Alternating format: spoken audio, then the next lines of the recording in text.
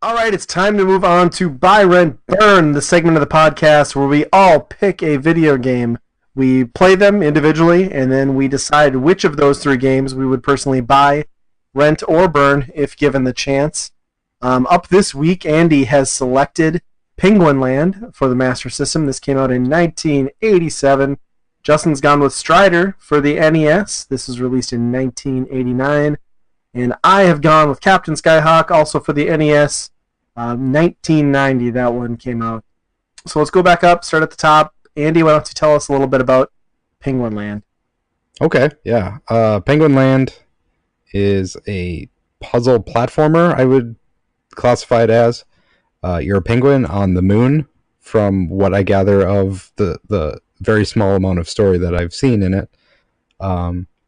And the point of the game is to get you and your egg safely down to the bottom of the level. And you're basically chipping away blocks with a lot of different platforms, a lot of different enemies, a lot of different obstacles to get this egg down safely. And you're chipping these blocks away to get it to the bottom safely. And I like it. I feel like I've played like 10 different games just like this, but I can't think of a single other one's name. And it's been kind of bothering me like all week playing this, but You know, the gameplay is so far, a little bit different, but you know what it immediately reminded me of is like a reverse Ice Climbers. Instead yeah, of working up, you're going down with an egg, kind of. yeah, a lot slower than Ice Climbers, Oh, absolutely. for sure too. But it's much more puzzle than platformer. I would say it's a lot more methodical. But it's kind of crazy that for how methodical you can be and just like, slow, take your time on a lot of stuff. Like, I screwed up a lot. Like, as soon as I did an action, I'd be like, oh my gosh, I'm an idiot. Why did I do that?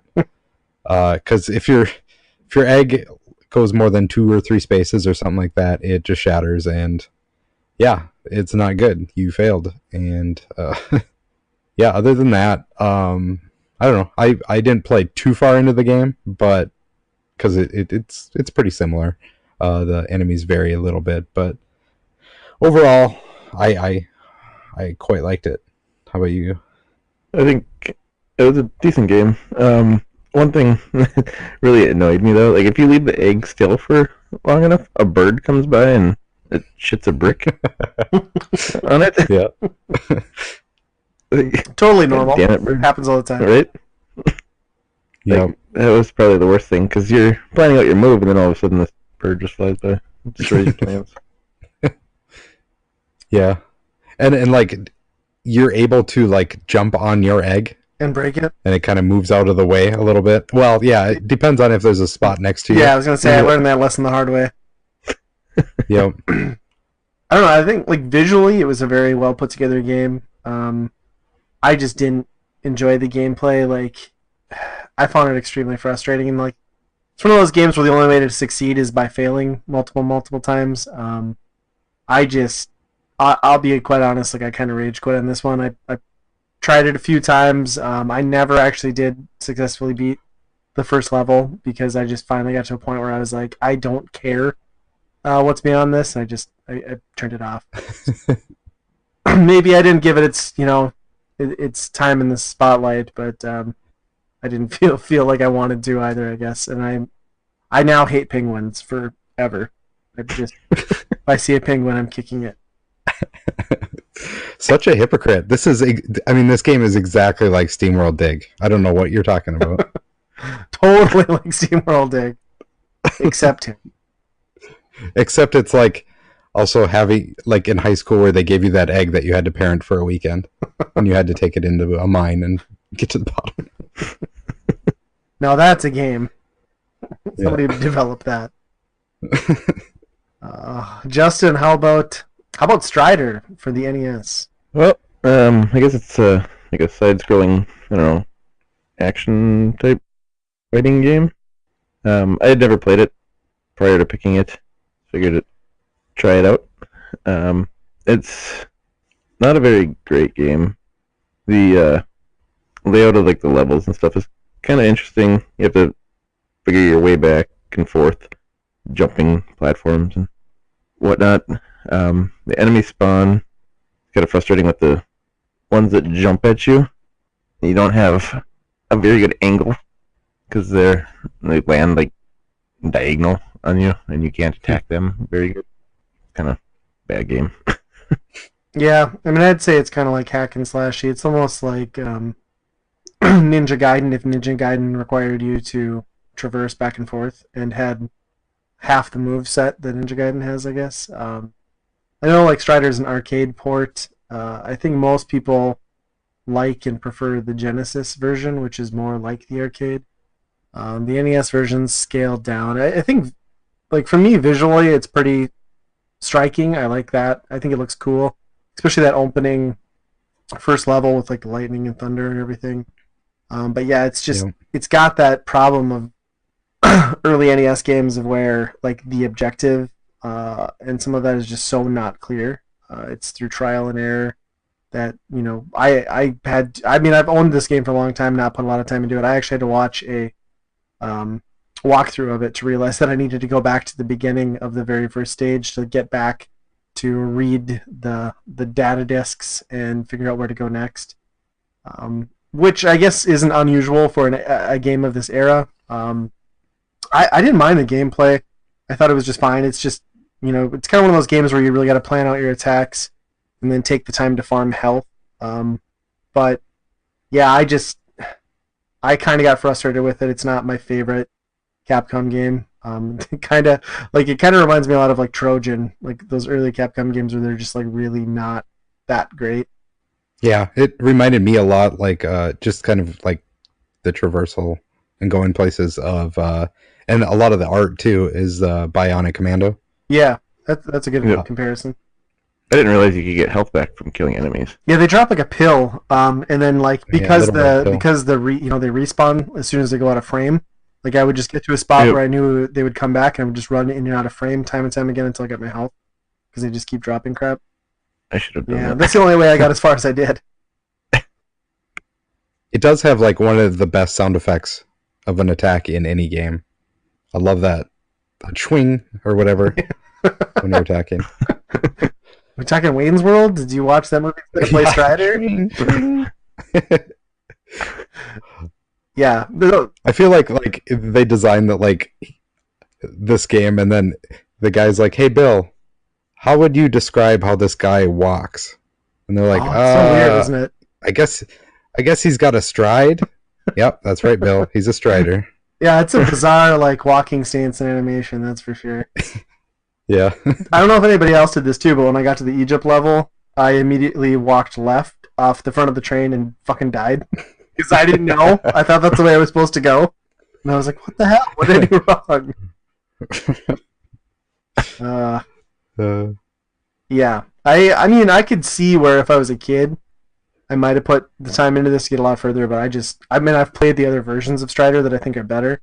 So this is not a great port of Strider. Maybe if I'd played this back when it was the only version I was aware of, I'd probably be more into it. It didn't really do it for me. Yeah. Yeah. If I was younger, like you, because it definitely, like, I don't know, when I first started playing it, first thing I thought of was Bionic Commando, just the whole computer, like typing out, having to select the 3 different options, whatnot.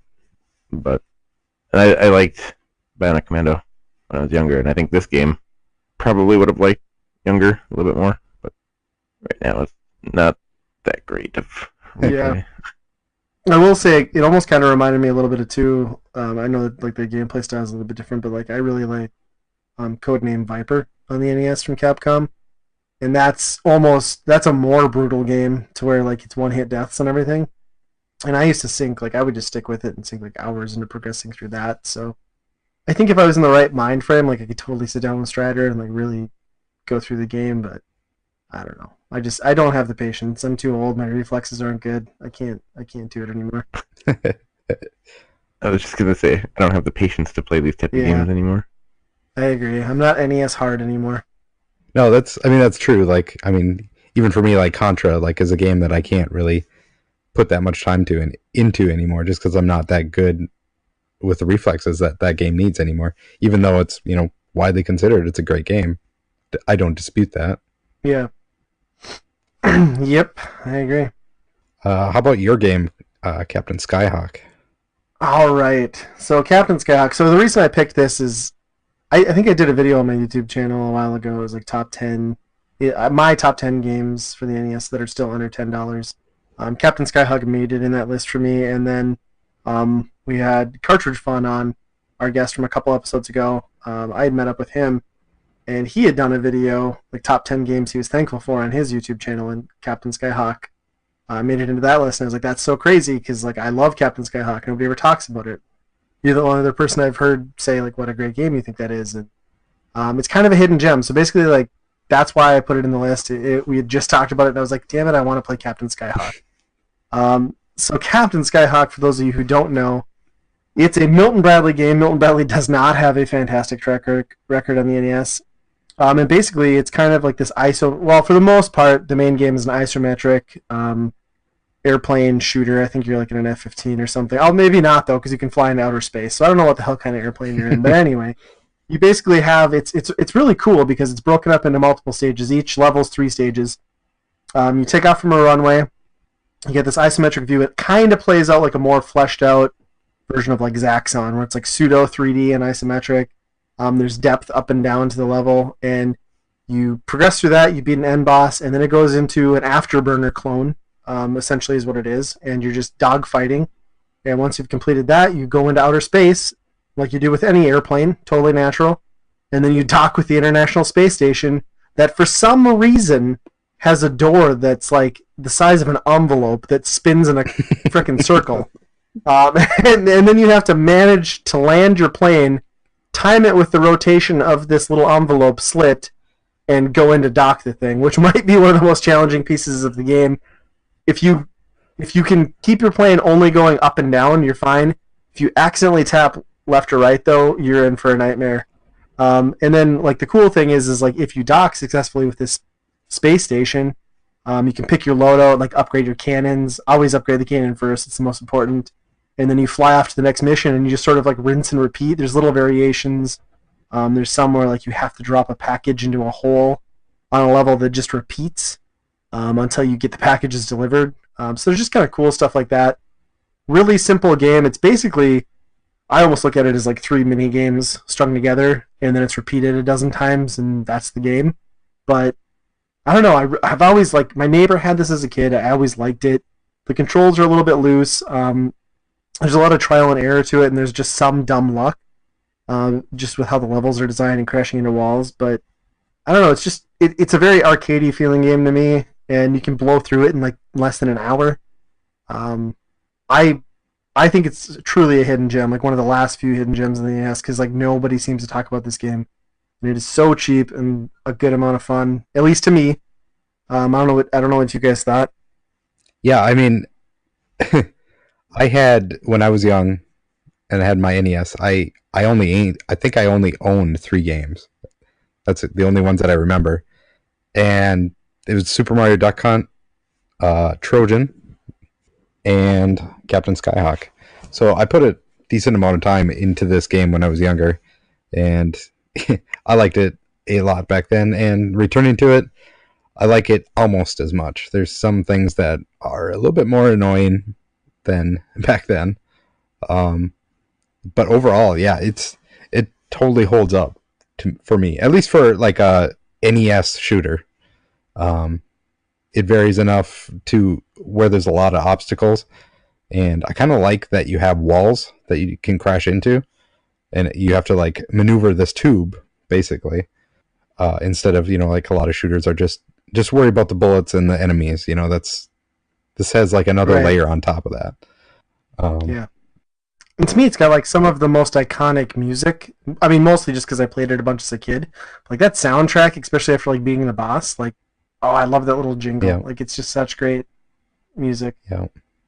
I will say that the afterburner type sections where you're shooting planes down, in a first person kind of perspective, or kind of third person, but it's more first person. That just got annoying playing through the whole game.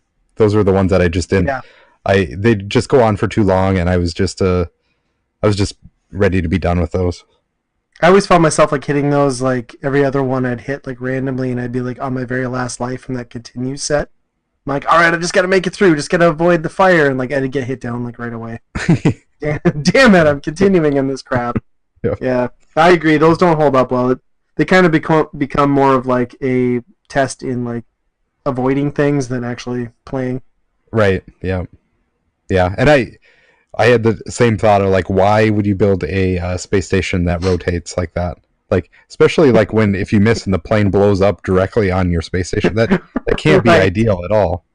Like No, that's not. well, it's a flawed design to say the least. It's sort of like the Death Star. Like Yes. it's you can't destroy this thing except for the one little hole that lets you destroy this thing. Except that hole is the entire fucking space station. Yeah. Except And it's you're the supposed to fit opposite. in You the have to fit envelope. this hole to not kill us all. Right. Yes. Yeah, it's an odd design choice, but it's interesting. Yeah. Plus, my favorite thing in this whole thing, the picture that says "destroy your enemy base," destroy the enemy base. Did you guys take a look at that? I did not. Okay, it's those little bubbles that are like the bosses of the main levels, Mhm. but it looks like just a bunch of. It looks like the enemy base is just ejaculating. How dare you tarnish this game for me? I'll never look at it the same again. That's awesome. I spent like 45 minutes in total playing this game, and I did not beat the first level. I'm not good at it. Well, you know, I couldn't beat the first level of Penguin Land, so it happens.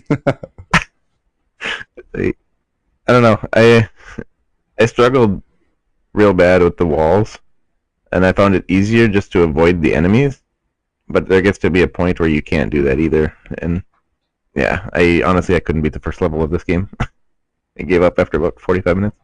Yeah, there is something to be said. There's like a momentum to your ship. I mean, Right. once you let go of the direction pad, you don't stop. You know, you just kind of drift that way a little bit more. And I found that too, that I was hitting the wall sometimes just because of that. You know. It's kind of like one of those games where like a really tough like vertical scrolling shooter, like if you get in like that weird zen like frame of mind where like you're playing but you're not fully conscious, like you'll just get on these amazing runs, and like that kind of happens to me with Captain Skyhawk a little bit too. But Yeah. then you get into those same phases where like I can boot up the game and not get past the first screen, and so like I totally get what you're saying, Justin. It makes sense. And to begin with, I struggle playing these games anyways, like I've said. Side-scrolling and top-scrolling shooters I struggle with. So this one kind of falls into that category for me. Yeah. But it's better than It was D-Force, tough right? to play. Okay. Yeah. Except for the crashing sound. It is better than D-Force, yeah. Okay, good. The bullets could be bigger. The bullet size could be bigger in Captain Skyhawk for sure. Like, Yeah, and easier to see. Like they Yeah. just blend into the background so Yeah. well. My biggest thing too, like when I did shoot an enemy and then they explode, like I'd try to dodge that too, because I didn't at first. Like I was trying to dodge those because I didn't know if that would kill me too, Oh yeah. and then I'd end Yeah. up just crashing over and over again because of that. And finally, I realized that wouldn't damage me. Well, and you didn't even get to the like second or third stage where there's like giant robotic volcanoes that just like spew crap out at you too for no good reason. Like, Yeah. There's definitely a lot of cheap deaths, but well, and there's 2 levels in that game that seem like they go about twice as fast. they do until you die the first time. But I have actually beaten the game not dying on my like speeded up playthrough, Yeah. and like man, you can really progress. Yeah. And I think both of those levels are the ones where you have a like kind of like adversary fighter pilot who just chases you down relentlessly through the whole level, Yeah. which really screws with you on top of like. So not only do you have to avoid walls and these like narrow chutes, you also have to like avoid this guy's like fire inside that chute. It sucks. Yeah, that's definitely it makes it really tense. Yeah. Okay, so I think we got everybody's opinions and points on each of these games. Why don't we go back through the list? Andy, kick it off, and why don't you let us know which game you would buy, rent, or burn? Yeah, this one was really hard for me. I actually liked them all for the most part. There's weak parts of each of them, but for my buy, I think I'm going to have to go Captain Skyhawk, and that's maybe more of a nostalgia thing. That definitely hit me again, being able to play through that. There's a lot of stuff that I forgot. I totally forgot about the space station stuff. So I got to that part, and I'm like, oh yeah, you can buy upgrades. Oh man, this game's cool. And once you have your cannon fully loaded, it's like overpowered almost. Yeah. Yeah. So that's gonna be my buy. My rent is going to be Penguin Land. F all the haters, apparently, on this game. Penguins. It might just awesome. be me. We don't know yet. Yeah, penguins are awesome. I don't know what you guys are thinking, but well, global warming's going to take them all out. Just saying. So. Why do you think they're on the moon? Well, that's a good point. This game makes total sense now. Yeah. Yeah, it had an environmental theme the whole time. We didn't even know it. Yeah, I mean, it's a pretty good puzzle platformer. It takes some getting used to. I think if you really got the muscle memory down to what happens if you do certain actions, you could get really good at the game, and it could really feel good to accomplish some of those puzzles. And my burn is going to be Strider. Not so much that I don't hate the game, but it's competent for what it is.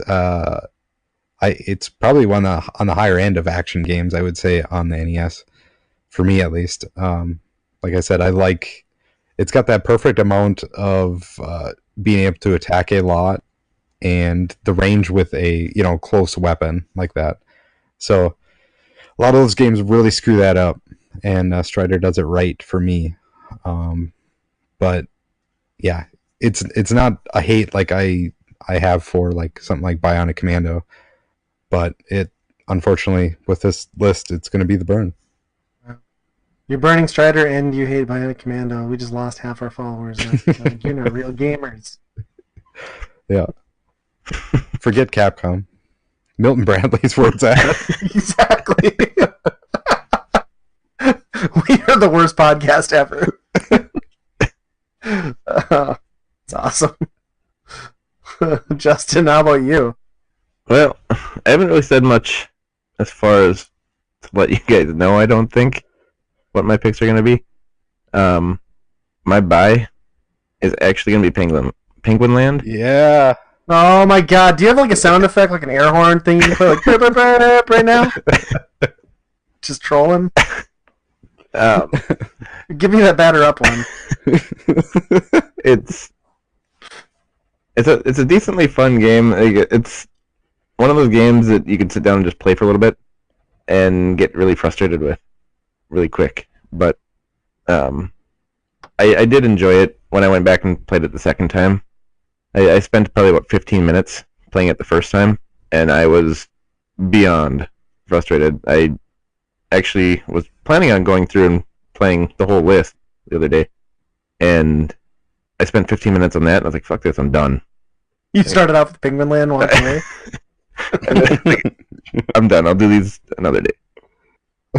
And then, so I came back and started playing them again. And I didn't start with Penguin Land. I went with Strider, and then Captain Skyhawk, and then Penguin Land. Mm. And I do like that game. So that's gonna be my buy. Strider is gonna be my rent, and I think it's an alright game. It's a game that is a little bit tougher than I want to sit down and play, I guess. Not that it's a hard game, but again, it's kind of a frustrating game. But that would be my rent. Captain Skyhawk is going to be my burn, just because I am beyond horrible at it and don't see myself getting better with playing that more. And I think that one probably frustrated me more than Penguin Land did. So, yeah, that's going to be my burn. Yeah, this is going to be a good buy and burn. So, I would buy Captain Skyhawk. That shouldn't be a surprise to anybody. I think, like Andy, a lot of the reason that's my buy is nostalgia. Although, because of that nostalgia, I still love this game today. And I really do think this is a hidden gem of a game on the NES. It's still dirt cheap. It's really fun for what it is. So that's going to be my buy. Now, my rent, I would go with Strider. I actually was pretty impressed with it, like visually and like gameplay wise overall.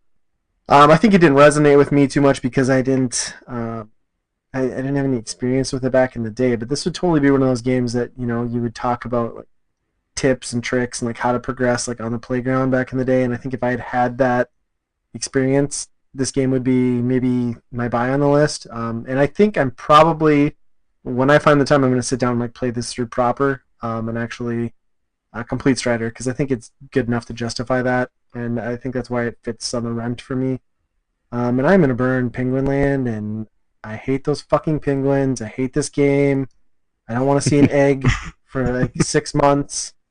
I don't have the patience for this crap. I'm sure underneath all of that monotony, there's a great game that's to be found, but I want nothing to do with it. The moon penguin like cinematic introduction was the highlight of this game for me, and that lasted 3 seconds. So no.